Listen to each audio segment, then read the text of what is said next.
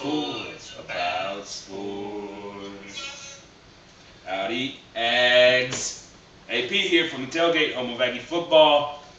Brought to you by David Coffin PLLC, tax controversy and litigation lawyers, the only tax controversy attorneys in Bryan College Station. Folks, don't forget to email us at agstailgate@gmail.com. Please subscribe on the YouTube channel. Leave us some comments on the YouTube channel, Facebook, Instagram. We'll try to get you guys on the show and give you some responses. Corey, what's up, man? Oh, just ready to do this thing.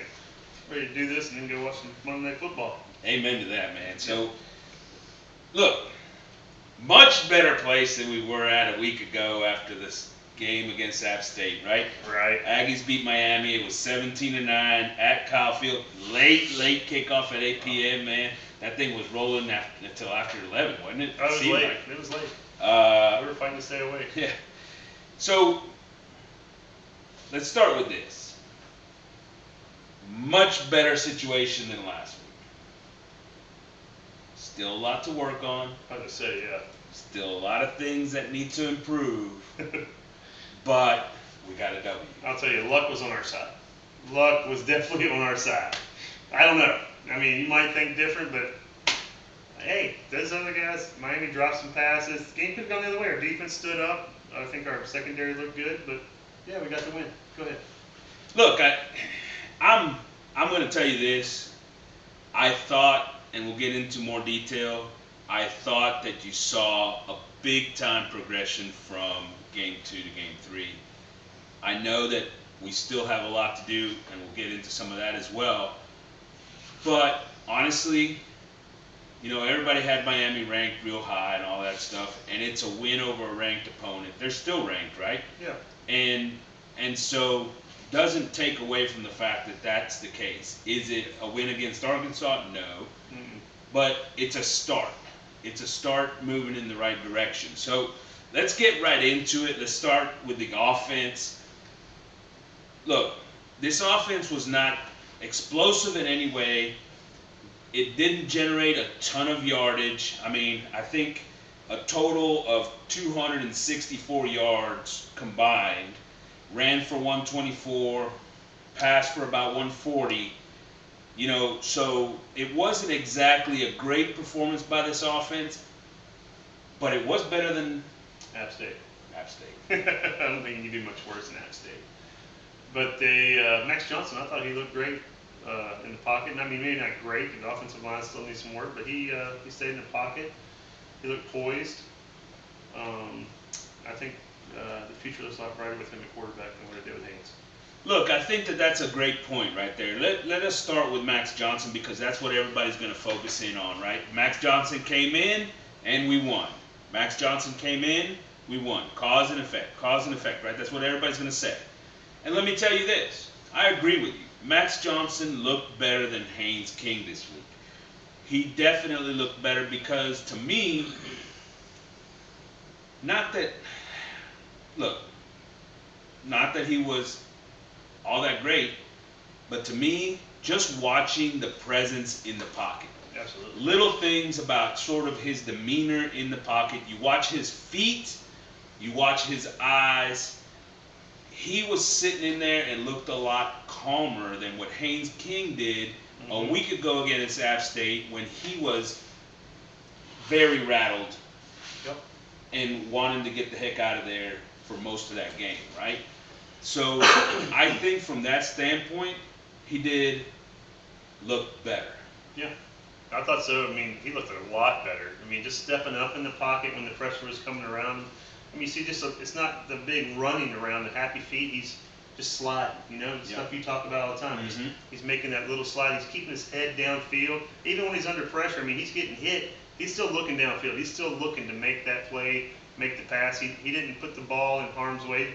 I didn't really see it that much at all about throwing terrible passes. I mean, he took the sack when he had to take it, or he run out to the side. You know, I thought he controlled the ball. He didn't put our defense in bad situations. You know, and that's a great point, right? Because ultimately there was a couple of things. One, that on the positive side is I don't think we were ever really at risk of a turnover, right? He didn't do anything to force a throw at any point in time, which was dangerous. He didn't have any situations where we thought he was about to fumble or those kinds of things. So I thought he took care of the ball, which, as you point out all the time, put our defense in good situations or don't put them in bad situations and allow the defense to win games. So he was 10 of 20 for 140 yards and a touchdown, Right. 7 carries for 23 yards in the running game. He had a couple of important carries in the drives that led to scores, right, to create first downs. The one thing he didn't do, and this is the other side of that coin, which we've said before, the one thing he didn't do was go down the field, right? We know he's not going to be aggressive down the field. I imagine at some point as he sees receivers going free down the field, he'll let it go. Yeah. As he did against A&M last year. When he is forced to make a play and he's under pressure, he'll push it down the field some. Right. Right, he pushed it into coverage in that touchdown in the last seconds. Right. But he's not going to do it on a regular basis. Now, to a certain extent, that's a good thing that he's not forcing it down the field. Yeah. But I still would like to see him keep the defense honest. Yeah. Yes. When we're one-on-one with our really good athletes, it's going to open the whole give field those up. guys, give those guys a chance, right? It opens the field up. It'll open your underneath passes, the running game. But yeah, that's something we didn't see. But I think he needs to build a rapport with some of these receivers and know. Right now, you saw it with Anais. He went to Anais a lot. Yule Keith, he had him open one play that we saw. And we didn't talk about it. We didn't talk about it, but we haven't talked about it yet. 4 freshmen missing. We'll talk about the 2 guys on defense later on. But offensively, Evan Stewart, who's been a big part of the resurgence of the explosive passing game for this Aggie team, not playing, right? Yeah. Marshall, the other big-time 5-star freshman wide receiver, not playing. They were out. They went playing. They were out. Had a good old time, you know. Why is Moose not playing? Moose not playing. And we'll get into that. That's a good question. Preston not playing. Preston not really playing much. I think I saw him in there one play the entire day, if I remember correctly. So, look, Max, improvement in maybe poise. Right. Probably showing his experience, right? Mm-hmm. His ability to move around in the pocket, different things. It's a move in the positive direction. Rest of the offense. Look, A-Chain comes out, and it's probably, not probably, this is his best game yet this year. Yeah. Right? Best game yet. 18 carries, 88 yards, 4 catches, 42 yards, and a touchdown. That touchdown was an impressive catch, right? Mm-hmm. He sat in there, made some guys miss, got into the end zone. I thought he had a really strong game. It wasn't his best game ever. You know, he's had some big performances, but this is definitely his best game of the season. Right. Yeah, he played well. I mean, that's what we expected him to. I mean, he set the bar high, and that's what we expect. Him and Smith both. So let's talk about the rest of the running backs, because I think that one of the things that we were happy to see is we did bring in some of the other guys, right? LJ and Daniels, as well as Crownover playing some fullback, right? So we brought in other guys, get them some reps, a little bit of a change of pace, especially LJ in the backfield, who was in the eye, and we'll talk about some of the formations and different things. But at the goal line also, you know, so, you know, I thought that was a step forward for this offense as well, starting to see some of those other guys to get some change of pace in there. Not that A-Chain's not the guy you want on the field, he obviously is, but it's good to have somebody that changes the pace. Well, I don't see why they don't bring him in on first down, just let him run it every now and then, just weaken that defensive line, let him know he's coming. Yeah. That LJ's a load. That is a load. I wouldn't be upset if they handed it over to Crownover either, right? Yeah. I mean, that dude's a big old boy. Exactly. So some different faces in the backfield this week. I do think that Jimbo understands that having that change of pace is a good thing. We hope. Does he? I was about to say, does he? But, you know, continuing to get those guys some carries. Amari Daniels, had some plays that looked, he looked good at times, and doing those things, right? So diversifying a little bit on the offense. And you know what? Maybe not a bad thing to see them in there at the same time. How about A-Chain with Crownover in there as well, having that lead blocker that they use for LJ. Well, they had Max Wright in there. He helped out. So tight ends. Pulling, making that block. Max Wright comes back, first game back this season. He did a great job. And Green get the playing time at tight end. Yeah. Had some 2 tight end sets. Looked good in some of the 2 tight end sets, running the power, pulling one of those guys behind the guard as well. I thought it was a good, also change in the scheme is getting some 2 tight end sets in there. 2 tight end sets and 2 backs at the goal line. It's just nice to see something different. Yeah. Not the same. I mean, in the long term, it was the same because the results weren't great, but it was something different that gives us hope for the future. Look, I'll tell you this. There was a couple of different occasions that Max had some really nice blocks. There's a couple of different occasions where Green had some really nice blocks, especially in that power play coming back underneath. Was he perfect? No, I think he missed a block in one of the running plays also that ended up creating some of the pressure in the backfield. But overall, as his first game back, I felt he really provided something for this offense, right? I think Jimbo's having a hard time trying to figure out his talent. Because that tight end room is loaded. You and I watched him in practice. We're like, where's Jake? Where's Jake? Where's Dio? Yeah, where's everybody at? And it seems like that would be a strength of Max Johnson, throwing the ball short to tight ends in play action. Yeah, but I didn't see a lot of play action. I didn't see stuff that we think would be a strength for Max. And I do want to talk about the scheme a little bit more. But you're right, as far as player personnel is concerned, in the tight end group, we thought that we probably would see some of Jake and some of maybe, what's going on with Blake Smith? Is he ever going to get into the game?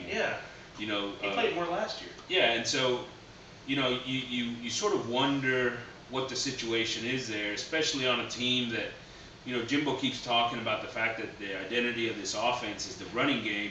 Well, if it is, let's go some power running game. Let's go with 2, 3 tight ends at times. Maybe use one as a fullback even, right? And get in there and pound it right at a defense from time to time. Right. We haven't seen that yet. I thought we did a little bit more this week with some 2 tight end stuff.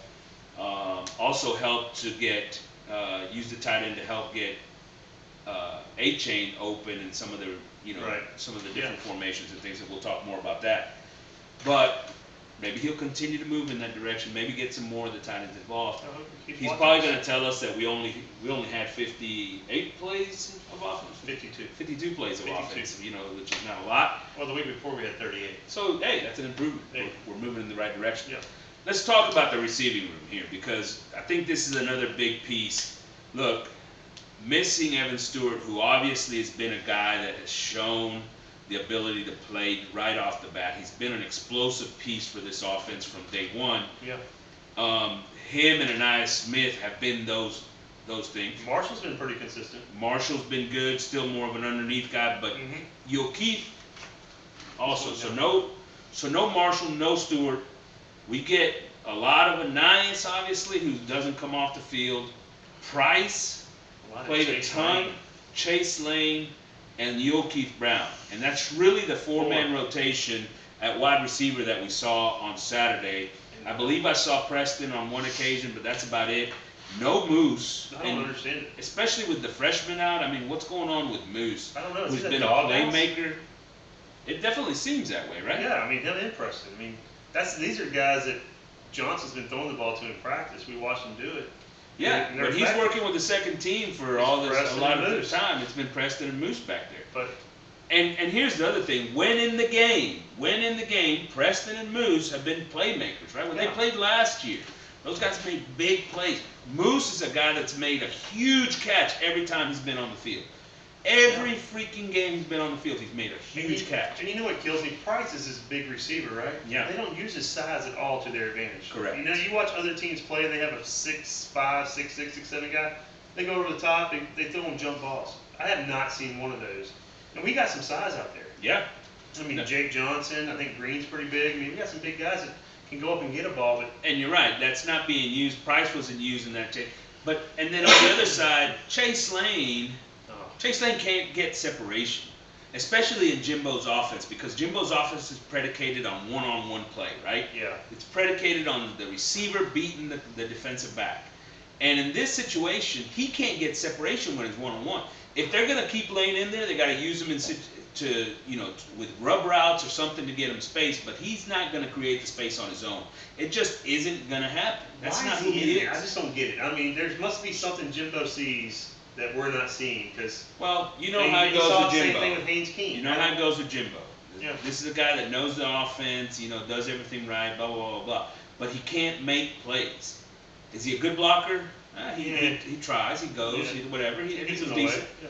But he's not like this exceptional blocker. Actually, as a matter of fact, Price did a really good job blocking on Saturday, right? So he didn't have any catches, but he sat in there and made some plays in the running game or for his other receivers because of his blocking. Right. We didn't see Keith Brown catch a ball. No, I don't even know if they targeted him, but maybe once or twice at that. And like I said, he was running open in the flat one time, and Johnson just threw it underneath. We talked about the lack of explosive plays. I mean, everybody's gonna come back and say, well, Stewart. Okay, yeah, understood. Stewart went there. He's not the only explosive athlete on this team. No, we got tons of them. Right? Ananias is a guy that can get down the field and go make plays for you. Ananias returns punts. He's one of the most dangerous punt returners in the league. Yeah. Keith has done it already this season. He's a guy that's explosive and can get after it, right? We saw A-Chain in practice run a wheel route, and they hit him deep. Remember that? A-Chain can come down. I mean, I'm just saying, have we seen that this year at all? No. What linebacker can stay with him? None. And so I'm not sure DB could stay with him. But here and so my point is, like, some people will point to the personnel and say, well, that's why the explosive wasn't there. I don't think it's personnel, and I do wonder what's going on with Moose and Preston. Why are they such in the doghouse and such a compared to these other guys? So I don't know. The other one is, the other freshman, Noah Thomas. What's going on with him? He didn't get any reps either. But ultimately, we would hope that guys like Moose, guys like Preston, who are proven playmakers, can also get on the field. I mean, we like the freshmen, and we know their athleticism and all those things, but those guys are proven, and they're physical, right? Right. They're not afraid of the contact. They're used to playing in the SEC. I think that helps you at some point, in that regard, right? Well, what kills me is, like you were telling me earlier, is the offense. Because I was asking, it's like, why do these small schools getting 300-400 yards of passing against the bigger schools? We have more talent than they have, and we can't get over 150, 200 yards passing and 100 yards rushing. Well, and you say it's the offense, and I agree with you, but it's the offensive scheme. We can't get players open. We can't get our best players. What they're doing in small schools, they're running these little rub routes, they're running little things, and it's working. They're getting points on the board, and they're keeping their defense off the field for a little while. But not only that, right? I mean, there's another part of it. We can go to the scheme now. Let's go to the scheme now. We'll finish off with the offensive line for the offense. Let's go to the scheme now, because scheme-wise, there were some things that we were happy about, right? Look, Jimbo ran the first tailback screen I've seen him run in the last couple of years, even though it was incomplete. I was about to say, yeah. It was incomplete. The defensive lineman went and read it out. Of course, he ran it on 2nd and 5, which is traditionally not a down where defenses are going to start bringing big-time heat, right? They're playing the run, so they're sort of just holding up offensive linemen. It didn't make a lot of sense in the down and distance in which he ran it, but he ran it. Hey, maybe we'll see a little bit more in the better situations going down, as the year goes on. Not only that, they used some bunch sets. That was a positive. Yeah. And used the bunch sets to try to get A-Chain open a couple of times, which they did, and threw him the ball when he caught the ball on the little wheel route there. They used those guys to try to rub some defenders and make the guy covering him get over the top of all that, and it worked. What about motion? They brought in some motion. We talked about it last week. Hey, use a little bit of motion. Ananias Smith coming across, try to distract the eyes of the linebackers, the guys playing. And so I think all of those things were started to implemented. They started to implement this week. They're not real good at it because it's not natural for Jimbo, right? He doesn't do a great job in that sense. But at least they're bringing it in, and now all of a sudden, maybe something we can see more of in the future, right? I hope so. Did you see Max do any checks? I didn't pay attention to that. Yeah, there were a few checks. I mean, but their checks are so, I don't know, man. It's always a check to a pass, right? That's the way they work. Which half the time is probably the wrong move. I just feel like with his dad being an ex-quarterback, you know what I'm saying, that he's taught his son how to read a defense and be able to say, hey, this is where they're coming from. I mean, you're left-handed. You're going to have to use that to your strength because it's like boxing. When you go up against a lefty, it's a southpaw. It throws you off a little bit different. Yeah, exactly. It's a little bit different. And I thought we reacted pretty well to that part of it. Scheme-wise, we talked about it. They only had 52 plays, right? Still slow, right? Which that's not going to change anytime soon. But if you want to start running big-time plays and getting all kinds of stuff, I mean, get up to the ball and go. Right. They did that. They did it for like 2 plays. Yeah, they did tempo like once or twice. And it's the thing. I mean, I just want to see them get first downs. They have a sustainable drive. Sustained drive. Yeah, get the ball from their own 20, take it down, and punch it in.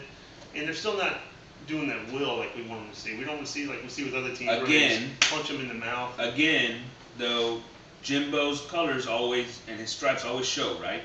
He's a pass guy. So we go down and score with a running play with A-chain, go do those things. Come back, very next series, it's pass, right? Yeah. That is his nature. And it doesn't make sense. If it's a negative play, yeah, we're going to throw a negative play on first down, we're going to throw it on second and third down. But as a coach, you got to read the game, how it's going. My defense is playing pretty well. Man, they've been on the field a lot.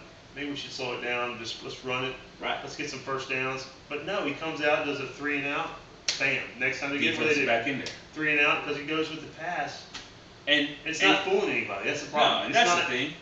It's second and 11, and all of a sudden we've given up on the run, and everybody knows we've given up on the run. The defense is playing straight pass, and all of a sudden we're wondering, well, why is it hard for the offensive line to block? Well, they're teeing off. Yeah, exactly. Right, and they're doing all these twists and stunts and different things. Well, it makes it more difficult, right? Right. So every once in a while, if you take that second 11, just say, okay, well, let's run it because we have a guy, by the way, at tailback that can break it and take it anywhere, right? Yeah, anytime. We got 2 guys on the field at least. And you're much better off getting to 3rd and 7, 6 than you are 3rd and 11 again, right? Exactly. So, because Max Johnson's not going to run for 11 yards to get you a first down, but he'll run for 5 or 6. Yeah, you know absolutely. And so I guess my point is, he might run for 11. He could. I guess my point is, it's still partially because of the play calling, right? And let's move into the offensive line. Right. Because this is the last piece on offense. And, everybody has those guys as, boy, they are doing so bad. The offensive line needs so much improvement. Let me tell you something. Out of the entire planet of people that exists, there's about 4 of us that have sat here and watched that offensive line over the first 3 weeks. Right. One's the offensive line coach. Jimbo's not one of them. Yeah. No, he may be. No. But you know what I'm saying? There's not very many people who have gone back and watched play-by-play exactly where the offensive line is doing. And let me tell you, what did I say after the first game? They were bad, right? Yeah. Especially the guards. Yeah, you said Aggie was terrible. Robinson wasn't much better. You said Second game? You said they're keeping their heads down, Aggie especially. Second game? Yeah. They were better. Not good, but better. They showed some improvement. The guards played a little bit better. I thought Wyckoff played a lot better. I thought the tackles played pretty well. Yeah. Still had a couple mistakes here, but overall they were pretty good. Now, not as bad of situations. They recognize different things a lot better as far as stunts and twists and different things coming across their face, which means that they were doing a better job of keeping their eyes up and sort of head on a swivel instead of just burying their heads in different guys or leaning too much. So, second week better. Third week, I think they've played a little bit better again. Now, let me tell you. How many sacks did I don't even remember. I didn't go check the stats. I'm sorry. Go ahead. They did have a couple of sacks, but some of that's Max Johnson who holds the ball, right? I mean, that's part of who he is. He holds the ball. Yeah. He's not going to put it in harm's way, right? Right.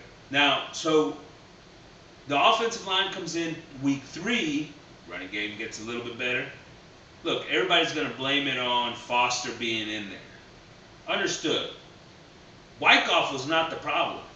As a matter of fact, Foster still had some issues where he was, he hadn't played in a long time. Right. So he had some rust he had to pick up, dust off, and he got better as the game went along. Yeah, that's what you were saying. Early in the game, he had some issues. Then the longer he was in there, I thought he played better, better with his hands, better with his head. But he still has little things where, like hat placement, right? Like he's down blocking on the gap, on the power play, and he'll sit in there. He gets his hand over his hat out across his face, and doesn't take away the over the top move back into where the play's supposed to go, right? Right. He's got to get that outside hand to that outside shoulder, and probably wants to keep his hat on this side of that hat and try to force him over the top on it, right? So that way you're keeping him away from the play side. Now, if that guy makes a big play and comes underneath, the tailback should be a good enough athlete to cut it back underneath, back to the backside, right? But that's sort of the thing. You go watch them, and there's Aki, horrible with his hat placement, horrible with his eyes, right? That guy.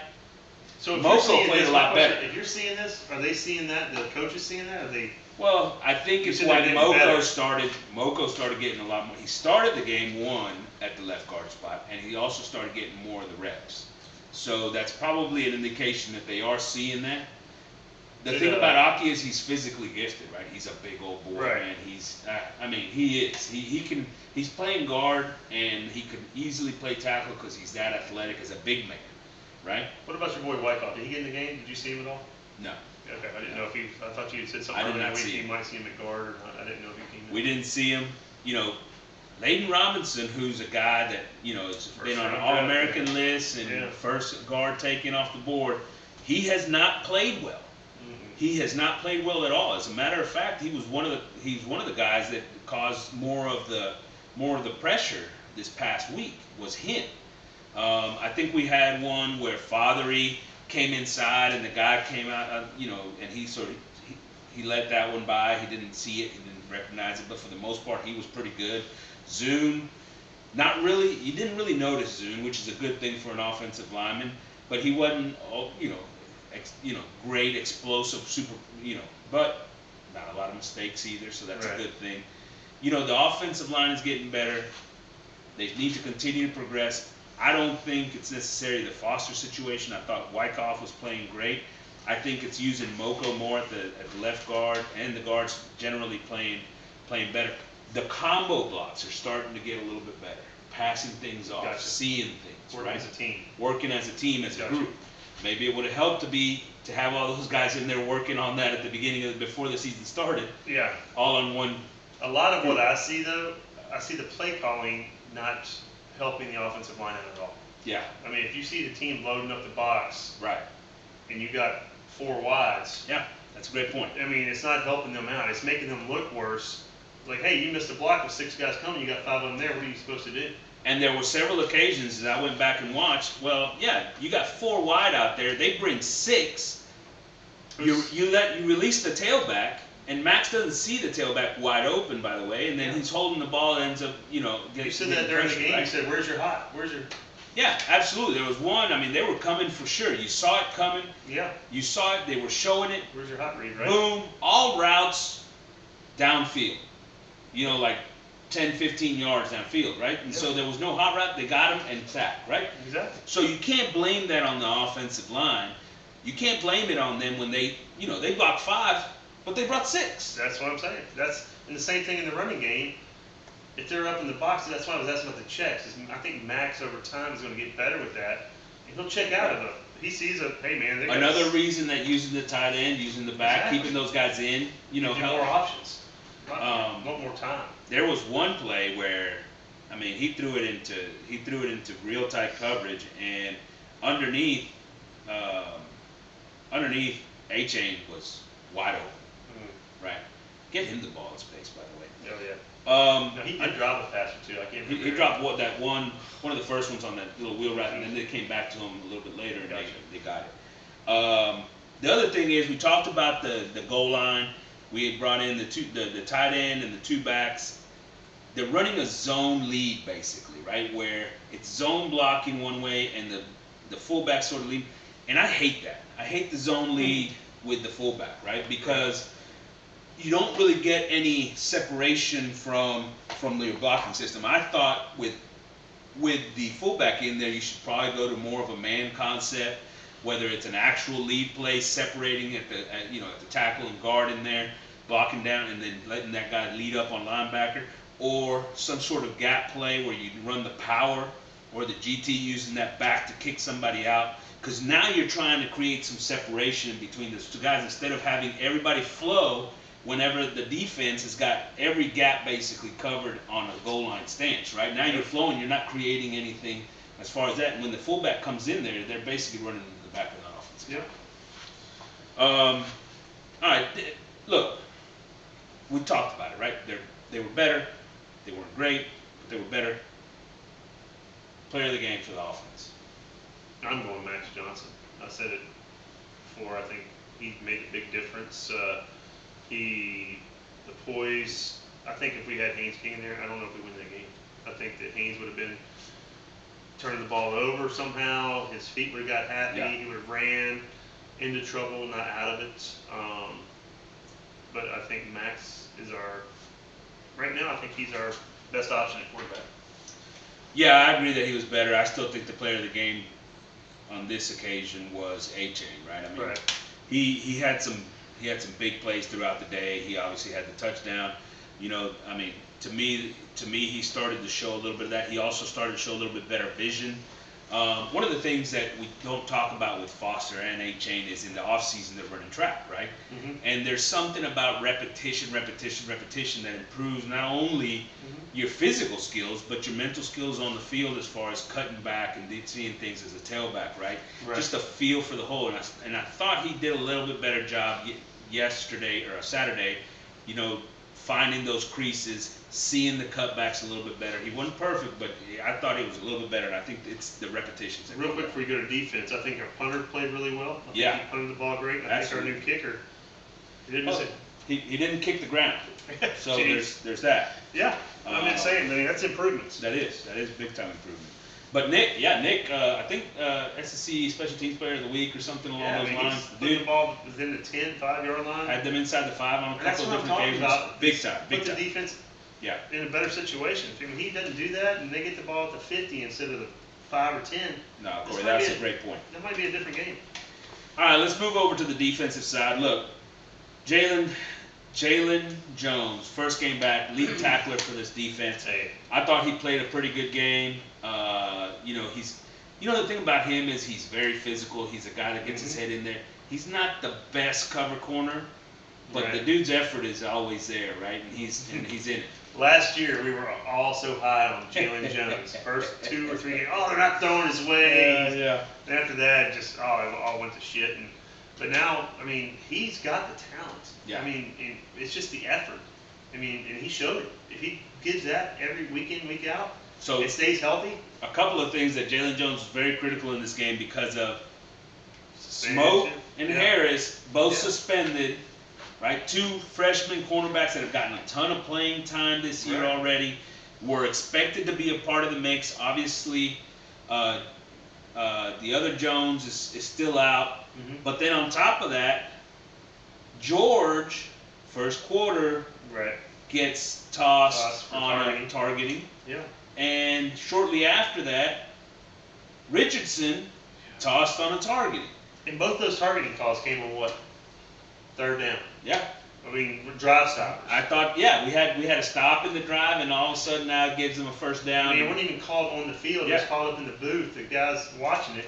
And sure enough, they did. I mean, and that's got to be coaching. They got to sit there and coach those guys up better. Say, keep your heads up, know what you're doing, because you're hurting the team. I mean, you're giving a free 15 yards and first down and sustaining drives that we stopped. And there's sometimes when you see those, and look, the damn offensive player drops his head right the last second, and it creates, in this occasion, especially I think that probably the George one more than, he really came in head down sort of situation that really changed things. But I mean, it was a big part of the game because all of a sudden, Yeah. a secondary that's already down a couple of guys Retired, yeah. is down 2 more guys. But our secondary did play well.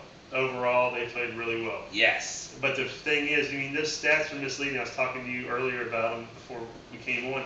It's like Miami got 27 first downs. They got almost 400 yards total. Well, you don't think about the things that cause those drives to keep going, like Right. the 15-yard penalty. That's a first Correct. down. You don't think. And the yards that come after that. Yeah, the guys could have got off the field. I mean, that's huge. I mean, we did a great job with the bend, don't break defense, getting down, and Regis did a great job blocking that field goal in. The kicker missed another one, but all in all, they didn't really sniff the end zone. No, and here's the thing, right? I really thought that the secondary played very well in spite of these sort of circumstances. People I'll tell stepped you, up. I told you throughout the game, I thought Bryce Anderson was phenomenal. When he got in. Getting thrown into this game Yeah, unexpectedly.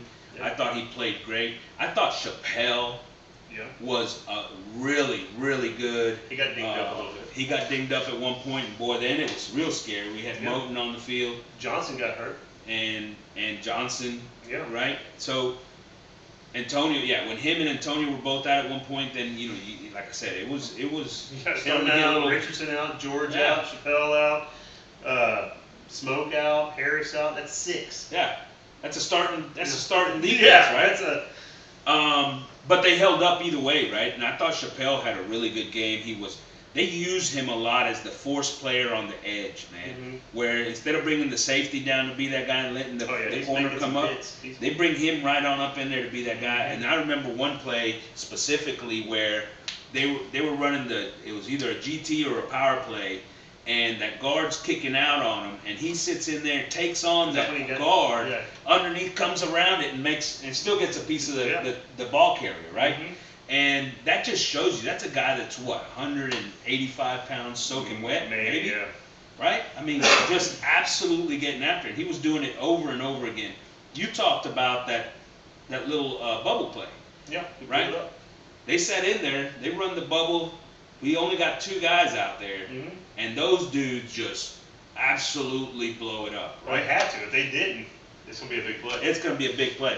So I thought the secondary really did a good They job. stepped up. They weren't perfect because, once again, one of the things that we've talked about on multiple occasions, I said it coming into this game, who hurts us? Tight ends. The tight ends. We No, that's don't not- I do mean- a great job of covering tight ends. I don't know who was covering him. I mean, nobody. Yeah. I mean, Cooper know did a exactly good job in coverage every now and then, but he needs to do better. And the tight end, this defense, normally it's the safeties covering the tight end, some one or the other. And a lot of times what you'll see, and you saw it in this game, right? Gilbert's covering the tight end. He's back at 15, 20 yards of depth, right? Yeah. And they've got the receivers, the outside receivers there with, the cornerback playing. And all of a sudden, they run the route and they sort of rub the tight end around. Well, Gilbert's already coming from depth. He's coming here to try to meet the tight end and then chasing underneath the Right. route. The tight end's over the top on him, and they get him for a big play, right? They either have to do something where they're bracketing those guys and communicating between the 2 defensive backs to try to switch it up, or he's got to come back over the top because you don't get beat deep on that, right? I'll tell you one thing I need to see is I need to see Antonio Johnson being more of a Leon O'Neal, like a vocal leader on the field, him or Damani, one or the other. Because that's the 2 guys I think the defense is going to look to. Yeah. And they need to get in these young guys' faces and say, hey, that's Yeah, and your guy. but here's the other thing. That's also Because schematic, right? That's also something schematic we're missing because that from last year. if you know that he's covering the tight end, you could also bring him into, and now all of a sudden he's covering him from the get go right there, and Well, he's there's not no gonna communication. get rubbed. Cooper looks lost, like you were saying before. Cooper looks lost when. We'll get to the linebackers because I think that's the I whole got you. the But I'm just total talking about group, the tight right? end being open. It doesn't seem like he knows if he's supposed to be covering him or Yeah. if he's thinking Johnson or Richardson or. Somebody's confused because they're never covering the tight end. Exactly. Ever. I mean, we got 10 tight ends on our team that and half of them are all 5 stars. They got to cover them in practice, right? Right. I mean, I'm just saying. It just doesn't. Well, we don't throw it to them, so no. No, they don't play. So I thought that was the one flaw for this secondary. I thought that they could have done better job there of communicating, whether it's some sort of bracket switching some things up or either walking it up and seeing it better. But other than that, I mean, look, Gilbert played an exceptional game. I thought he was starting to get tired there towards the fourth quarter. The more I watched him, he didn't come off the field, especially because of the fact that there's guys missing. They didn't have any other options. We talked to Anderson. Yeah. You know, Kerr got a lot of playing time with Matthews. the guys out. Matthews, I'm not sure how much we saw him, but We saw him in the game. We saw him in the game. I definitely claimed to see him in the game on multiple Yeah. occasions. Right, Chappelle and Jones as well. So, you know, those guys got in there. Moten got in there and played quite a bit in the second half. 14 Kerr? No, 33 is Kerr. Okay, Right, I thought- 14 is Matthews. Right. Okay, that's who it was. That's why I'm trying to get confused with the numbers. And then, yeah, absolutely, me too. And then 21 Moten got a ton of playing time and played pretty well at times. You Yeah, know, he had did. a couple, He a couple did. little things. Overall, I'd say the secondary did pretty good. I mean, Miami did drop some passes on some. I mean, they gave dropped us a lot of look, passes. yeah, And and look, especially in key situations. Look, they helped us out, right? Those Yeah. receivers helped us out because there were several passes in key situations that they just put on the ground that the Yeah. quarterback delivered on point. Right. Now we helped them out with those targeting penalties and some different things, so maybe it evens yeah, out. Yeah. Let's I'm go to the negative- I'm defensive negative line. Nancy. I should be always looking at the negative. I'm a pessimist. Let's go to the defensive line because I think that there's one thing that I really noticed about this defensive line. Well, there's two Lack things. of- Two things. One is the fact that we're on a three-man defensive line half the game. And I don't understand that. I have no idea why that is the case because we have talent up front. Our linebackers struggle. And yet we're basically taking a defensive line and putting him in a linebacker half the time. And I'm sitting there thinking, well, that guy's not a linebacker. He doesn't know how to play. Hey, they use Fidel Diggs at linebacker a bunch, especially in short yardage. They use Overton at linebacker some. Look, those guys aren't linebackers. Don't stick them back there. They don't know what they're doing. They don't know how to react and do the things that the linebacker does. Not to mention, they're good on the defensive line. I don't get Durkin what he's doing. Jimbo's the coach, the boss of this team. He's got to sit down with Durkin and watch his tape, in the last game's tape, and say, what the hell are you doing? What are you doing? They're gashing us up the middle whenever you do this three-man front. I mean, they're just killing us. 8, 10 yards of carry. Yeah. And we're not doing a damn thing to stop. We're just opening up the floodgates. They're killing us. They ran for 180 something yards. Yeah. And once again, same sort of situation. If they would have done what App State did, which was just continue to run it, Oh, they probably could have won this game. probably. But they in their system, what they like to do is let that quarterback throw the ball around a little bit. So You they better did. fix this before next week. I'm telling you that right now. Look, I did think that Regis played better. I thought, look, he made two big plays, huge plays. Huge. One knocking down a pass, the other one blocking the field goal, right? Yeah. Huge plays. And then you saw him after that actually sort of a little bit more energy, man. He brought Well, some that's what pressure a couple he of did. times. He got stoked, yeah. But I mean, Rakes was even getting a little bit of pressure. Rakes had a decent game. Where was McKinley Jackson? What's going on? Is he So, still hurt? I don't. That's the question because One play, I think, 2 plays in the game. I don't one know. play. I went back and watched it. I saw him one play in there, and if he's healthy enough to play one play, he's healthy enough to play. That So, guy's a monster. What's going on? He's our starting defensive tackle. Turner. I mean, that Shamar guy. Turner had a good game too. Yeah. What's his name was out? The D-line. Oh yeah, Adelier. Adelier. Adelier was out. You know- Diggs. I didn't see Diggs all over the field like I'm used to seeing him. Well, they played him so much off the ball that he didn't have the same impact that he has in previous games. He didn't have the opportunity to be that guy on that end. You know, they were using a lot of Overton and Shamar Stewart Mm-hmm. at the ends, which, by the way, Shamar Stewart looked good at times. I thought he played very well. Overton looked good at times, played very well. You know, but that doesn't mean that you can't. You still have to. Diggs still has to get his reps there instead of at linebacker, right? And Jackson, I don't understand. I mean, we saw him in practice. We saw him in the spring. We saw, you know, all these things. We've seen the guy. We've seen the guy play in the years past. The guy's a playmaker. He's a guy that needs to be on the field. He's also your most seasoned defensive lineman, right? I mean, that guy needs to be on the field. I think he helps you defensively. Make it a 4-man line. Stop going to this crap defense, you know, like 3-man line with no pressure. He's overthinking it. He the is. whole time. We talked about this earlier. Don't overthink this. Play football. Get up there and punch them in the mouth. We didn't get a damn sack the whole game. That's we had absolutely right. 6 quarterback pressures, Mm-hmm. and I don't even felt like it was 6.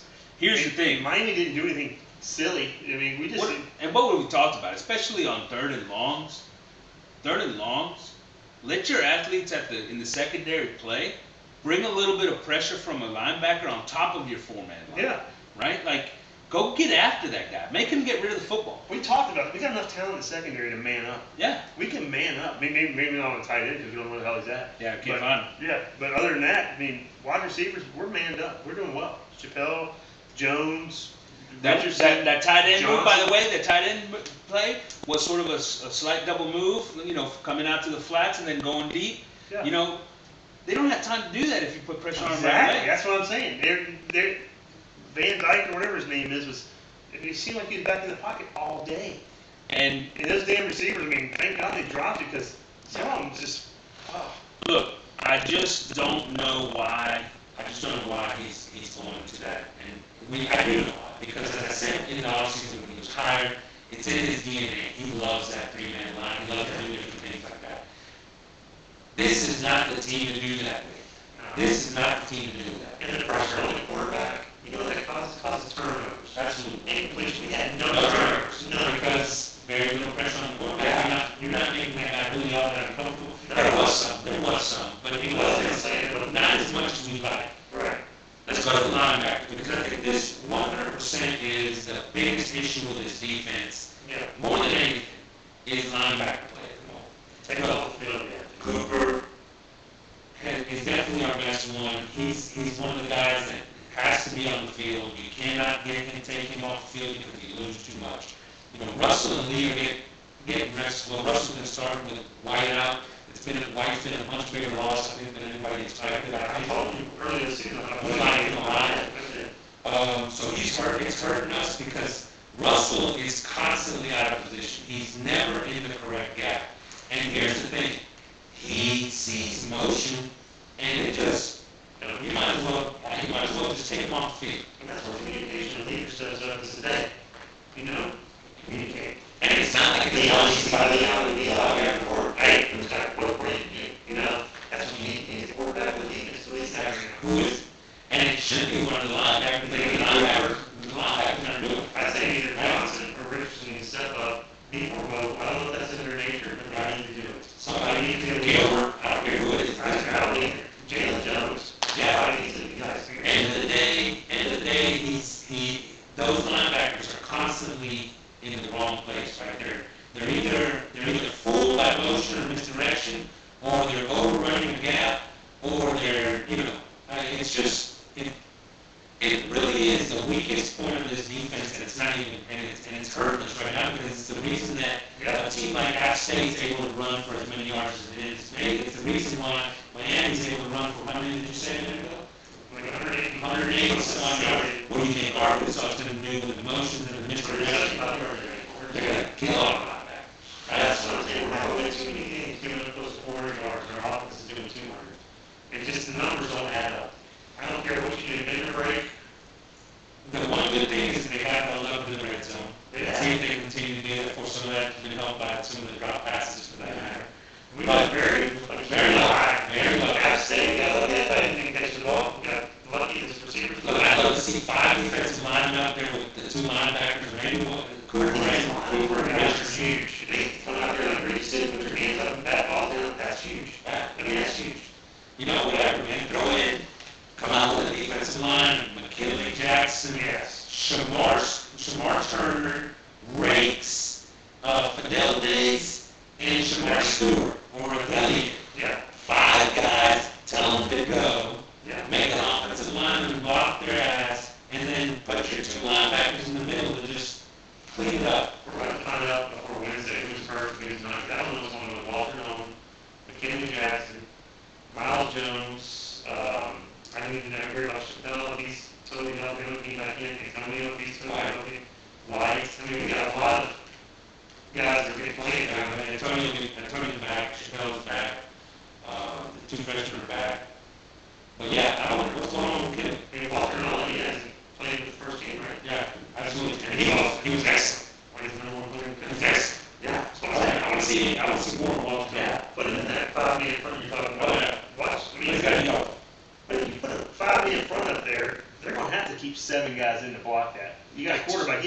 guys running routes. Yeah. You don't mean to tell me that 6 of our D-backs can't cover 3 of theirs?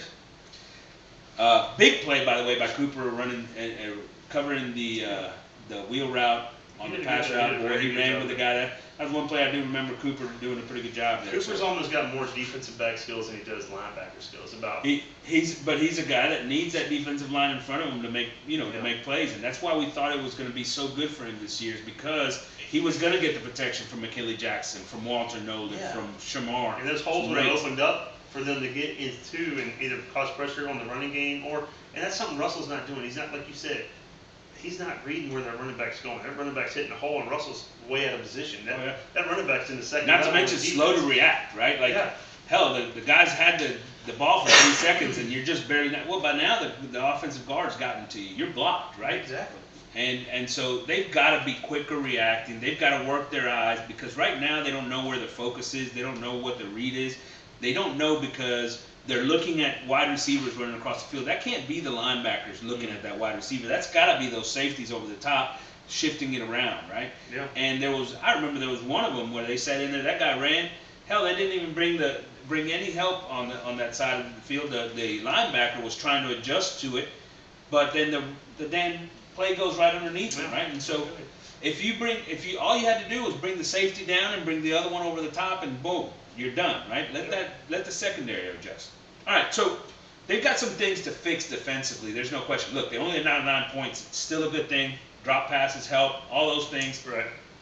They've got some things that they can work on to make this defense even better. Yeah. Right? Including schematically. Who was your defensive player of the game? I'm either thinking Jones or Regis, but I'll probably go Regis. I like that. I mean, that field goal block was huge. Him getting the energy of what he showed. If we can get that earlier in the game, I think that's going to go a long ways. Yeah. Just that energy. I'm talking like either they tackles for losses, getting in the backfield, showing some pressure, Mm-hmm. and getting those young guys pumped up. Yeah. Because, I mean, they have the talent. It's all in their head. You know, that's another thing you missed from Leon, right? That energy. That Exactly. brought, He man. was always. Oh, man. It didn't matter. He thought he was the best player on the field, and he'd tell everybody. He'd I get wanna on the see press more of that. conference, and when he Yeah. not get a press conference, Oh, he was yeah. talking. Oh, He was yeah. always talking. I want to see more of that. He was like, we're dogs. I'm gonna go with Chappelle. I really thought, yeah, I thought you'd go Jalen Jones. I really thought. Well, I thought about it, and I really thought Chappelle just stood out to me in the way he just stuck his head in everything. Right? Yeah. He was in so many plays. Jalen's another guy you could have gone. I mean, Gilbert I thought played a good game. So I mean, there was a number of guys, but I'm gonna go with Chappelle as defensive player of the game. Who were you disappointed with in the defense? One player.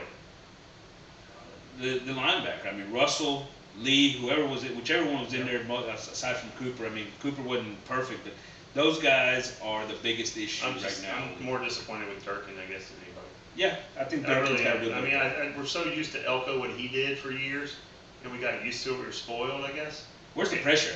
That's what I'm saying. And there's no second half adjustments.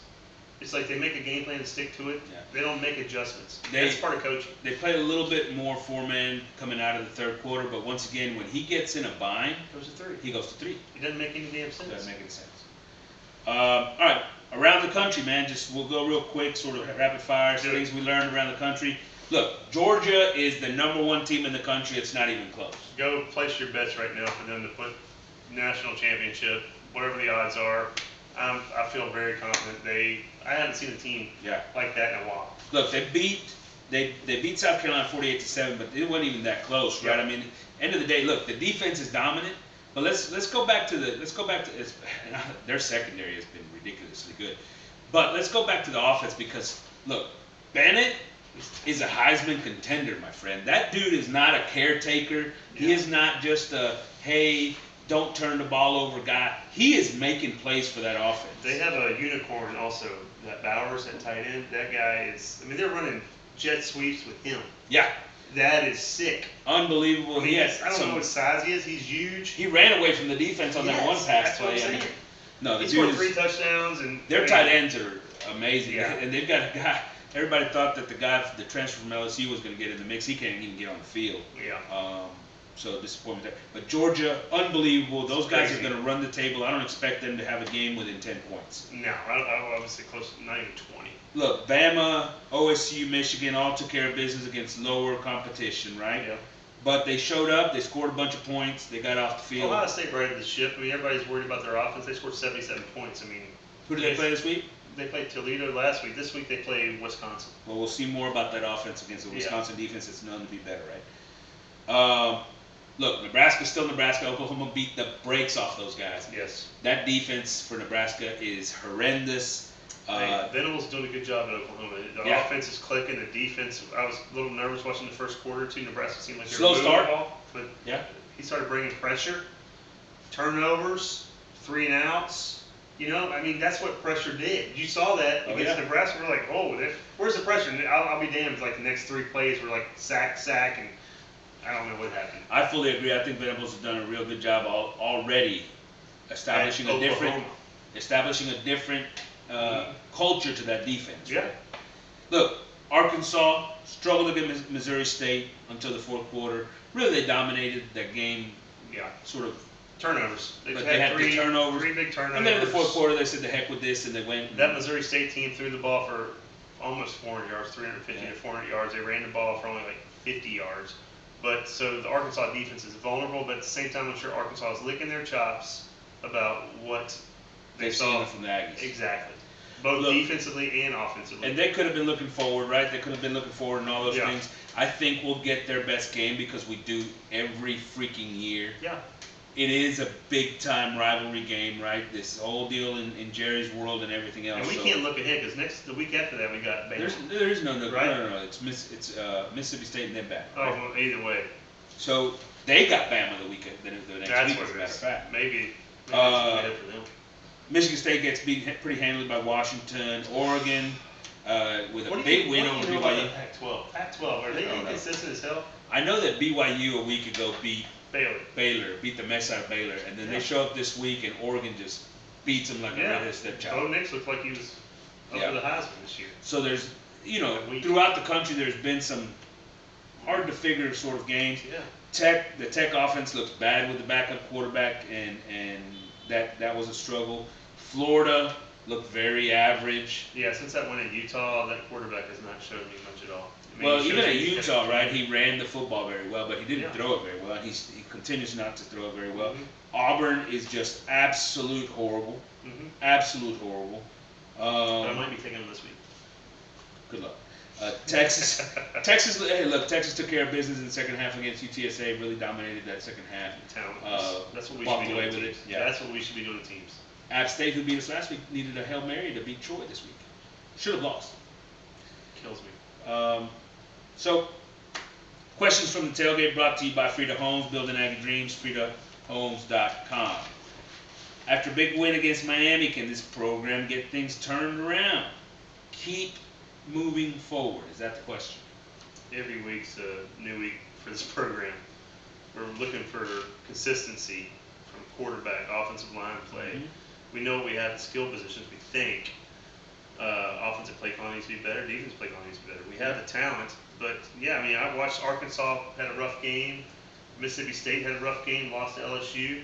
LSU's not that great a team. I mean, we got winnable games on there, but they're also very losable games. That's a good point, and I think you can set both sides of that, right? So one is, look, there are some very losable games here, but at the other side, a lot of these teams struggle, and they, Florida, Auburn, South Carolina, none of those guys look very good. So those are all very winnable games. Maybe our guys will just play up to more talent. So here's it may be coach speak, but as they say, the only thing the Aggies can do is look at this very next game. Right now, it's all about Arkansas. The very next week, it can only be about Mississippi State. The very next week, it can only be about Alabama. And here's the thing, because this team is not good enough schematically, whatever, altogether to freaking bypass any opponent at this point in time. Right. So their focus 100% has to be this week's matchup. And the coaching staff's got to get that mentality. The players got to get that mentality. Because every week, I think every week is losable. Every week is winnable this year. And these freshmen got to get in their heads. They can't do the dumb shit they did last week, going to a game, sneaking out. Right. That's immature. Yeah, this look, is a program. they're 18-year-old kids. They're 18-year-old kids that made a mistake. They got to be disciplined. Though. They need to be disciplined, held accountable, and that's what they did. And they did. And hopefully they learned from it. One thing I liked about that, you know where I saw Evan Stewart? He was on the sideline. He was coaching up his fellow wide receivers. He was talking to the quarterback. So he was right into action, and I like that. I appreciate that about it. So, let's hope that they turn that corner. All four of those guys can get on the field right away. Most importantly right now is Arkansas. Mm-hmm. It's going to be a challenge, and we'll talk more about Arkansas in our next pod. What are the biggest things that need to be worked on this week? Coaching. Period for me. I need to see better play calling. Yeah. I need to see. Like we talked about, I don't think the offensive line is the problem. I think the coaching has put them in bad situations. Yeah. And they're not fooling defenses. Coaches are being outcoached. I'm going to go with a couple of very specific things. Defensively, I think the number one piece has to be linebackers' eyes and discipline, right? Those guys have to be better. They have to be locked into their keys. They have to understand exactly where those gaps are, and they have to be disciplined and stay within those gaps. And they have to be quick to react to them, right? The moment they see it, boom, go now. And I think that is the number one thing this defense needs to do this week, especially against a team against Arkansas that's going to throw a lot of things that are going to mess up your eyes, right? So they better forget about everything else. They better key in on that tailback. And we have a lot of play action passes, a lot of play action. They're going to hammer the ball at the middle. They've seen how weak we are in the middle, running that 3-man. I think we need to set Russell down. I don't think we can have Russell Cooper and two of those guys on the field at the same time. That's my honest opinion. I think somebody's got to be on the field. Well, we're going to have to put some safeties up there. Bring them up. I think they're better. They're Richardson in there? Yeah, that's what I'm saying. The other thing is offensively, to me, the one thing I want to see is offensive line, hat placement, first step, getting to where you need to be. If you watch Layden, if you watch the Robbins or Aki, those guys are a step slow because their first step is off, right? So they're always losing the battle from the get-go. Look, those guys have to do a better job of being disciplined to take that hard first step to get to the gap they need to be, put their hat in the correct spot, and then keep those feet moving. That has to be number one. And then the second piece to me is, can we see some play action over the top? Because Max we talked about it, he did a great job of sort of handling the pressure and doing things and all those types of things. Now, can we implement the explosive play with Max? Meaning that you're going to have to maybe full protect with a tight end and a fullback in there, with a play action pass, try to see somebody, and let one of those super athletes at wide receiver, whether it's Stewart, whether it's Anais, whether it's Keith Brown, Marshall, and let them go, run a post, run the go, and just let it go over the top on a play action pass. I think those are the two things that I want to see. Corey, I'm excited for this week. I'm excited for this week. What are we doing again, Wednesday? We're going to do another one on Talk Wednesday. about bets. Hopefully. Speaking of, how did we do this week on bets? We did pretty good.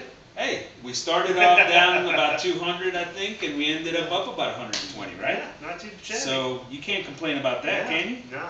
Well, I mean, I can always complain. We can always complain. That is correct. Let's see if we can get some goodbye music here. There it is. Giga Maggie's AP, Corey, out from the tailgate.